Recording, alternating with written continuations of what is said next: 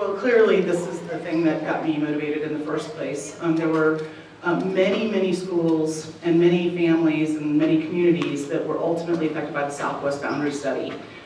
They threw the net very wide in order to affect the closing Clifton Elementary and tumbled boundary after boundary, wound up spending $13 million to build additions onto schools, and the promise was that Clifton was going to be much smaller and that no schools would be overcrowded as a result, and now children are in trailers, children go further on buses.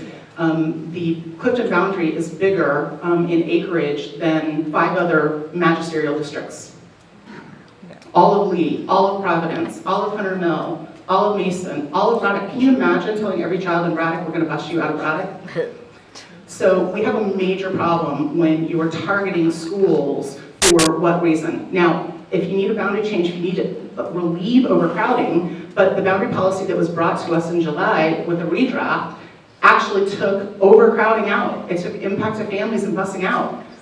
Those were the things that are the common sense things that were taken out. So I've got Centerville High School that's at like 136%. It's massive, the number of trailers that have been added just in the 8 years that I've been on.